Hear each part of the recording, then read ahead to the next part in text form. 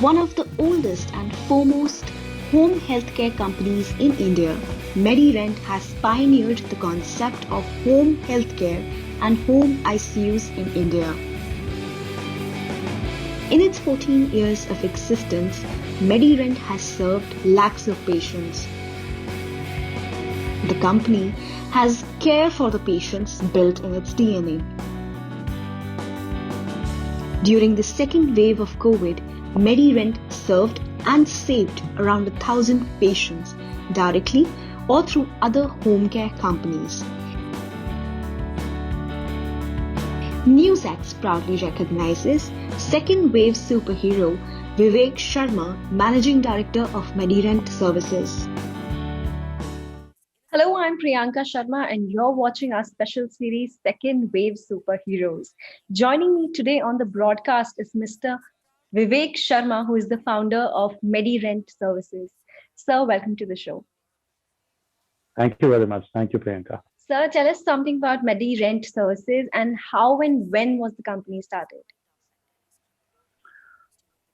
You see, MediRent Services is, if you talk about Delhi NCR, it is one of the earliest, oldest, and one of the largest home healthcare companies. When we use the word home healthcare, it's a very wide word having many different meanings. But the context in which we are talking right now, it's primarily setting up home ICUs. But otherwise, in addition to setting up home ICUs, we also do equipment rental.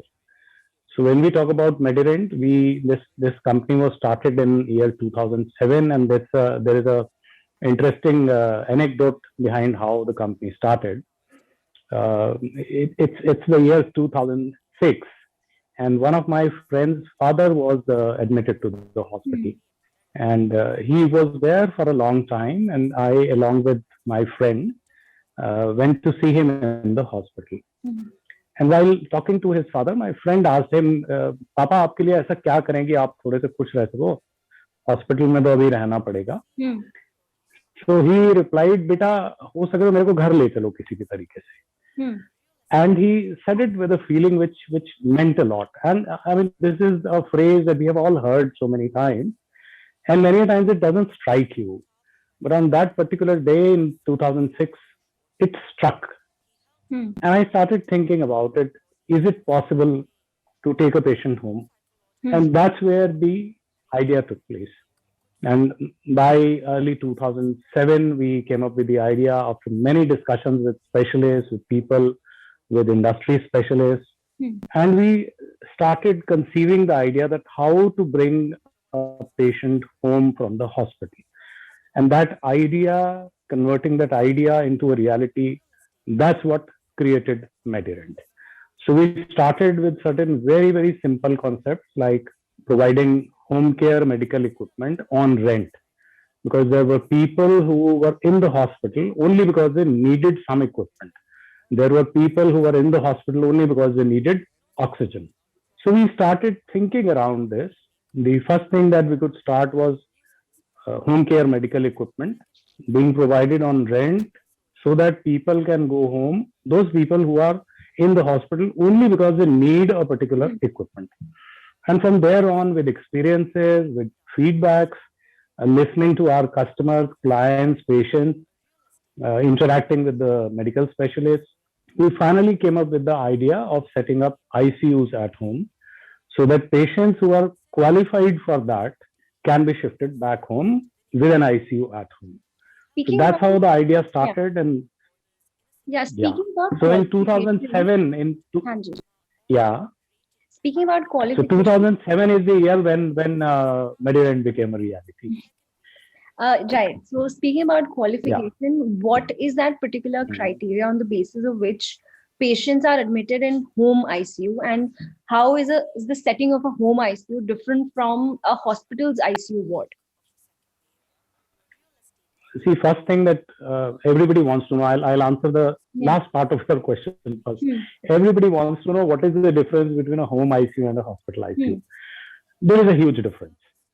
In a hospital ICU, you take the ICU is there and you take the patient to the ICU. In a home ICU, you set up the ICU at home and mostly you bring back the patient because mostly patient comes from the hospital to the home ICU. So the two things are very, very different. In a hospital ICU, there are various things which are available which cannot be made available in a home ICU. But one major advantage that a home ICU provides is the patient nurse ratio. Because in a hospital, a nurse's attention is generally divided over a few number of patients. But when you have a home ICU, the nurse patient ratio is generally 1:1, and that has a very major positive impact on the outcome of the treatment. Right. On the other hand, the availability of the doctor in a hospital ICU is a very big advantage to the hospital ICU, which is irreplaceable in the home ICU. You can have a doctor visiting you in the home ICU, but he's not available on a call. So that's one disadvantage. Now, Right. talking about the qualification, there are two or three type of cases which are considered. I will not say that that's a qualification, but which are considered. Number one, those patients who are lying in the hospital for a long time, and there is a possibility of hospital acquired infection going to them. So that's one case which you want to shift back home. Two is the patient who is psychologically so down that he wants कि मैं घर जाना चाहता हूँ. And then there is a third category which we call the end of life category. Now these are the patients about whom the doctor has also decided that now nothing much can be done. Till the time the equipment support is there, the patient is there. When you remove the support, the patient will go away within 1, 2, or 3 days. So many people of this kind who this is their last wish that they want to breathe their last at home, surrounded by their family members. So these also are the people who want to go back home. Now, if you talk about qualification, qualification is not something which can be explained like that and decided by people like you and me. Mostly it is decided in consultation with the treating doctor.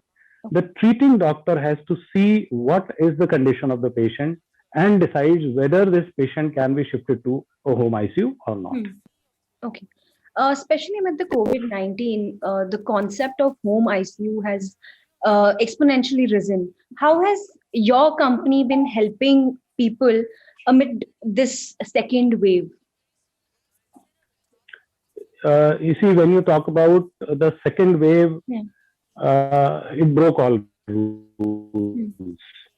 In the first wave or before that, the patient was chosen by the doctor first of all, and then that patient was shifted home and a home ICU was set up.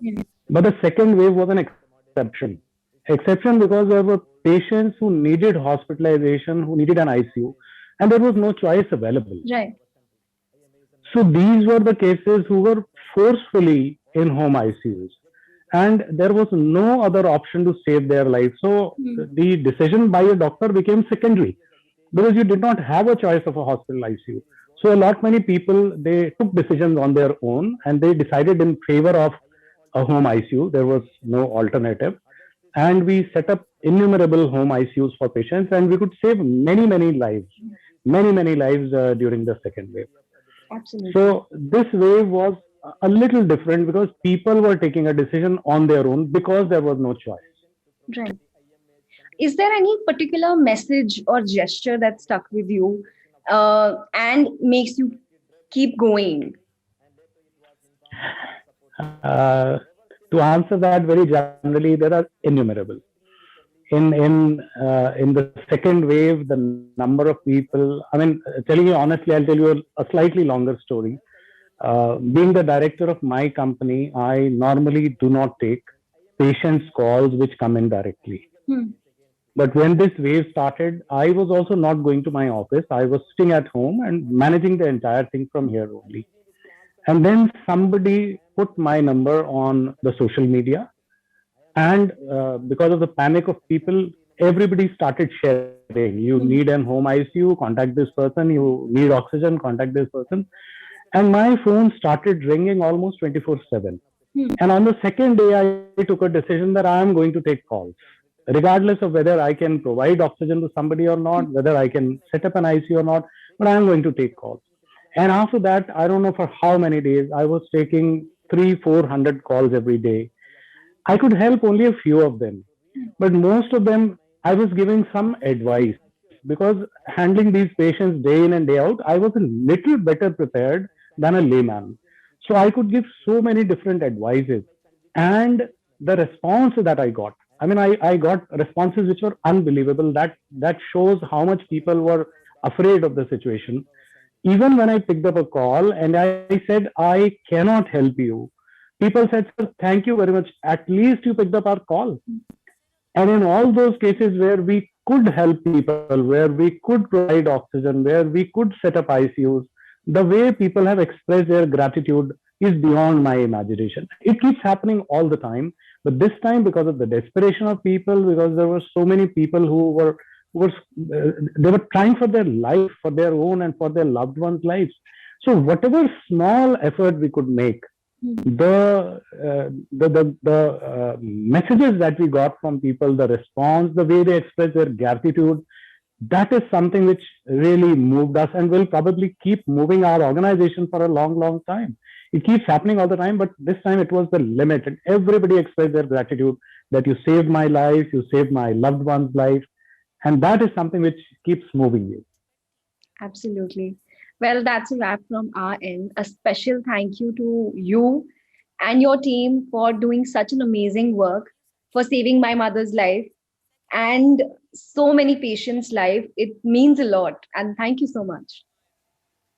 Thank you very much, Priyanka. And as far as saving your mother's life is concerned, I will say it's our duty when we run a company which sets up home ICU. Anybody's mother, anybody's brother, it's our duty to save them. And I don't think we deserve any special thank yous. We are doing our duty and we try to do it to the best of our ability. Thank you very much, Priyanka. For more such videos, subscribe to the NewsX YouTube channel, hit the bell icon.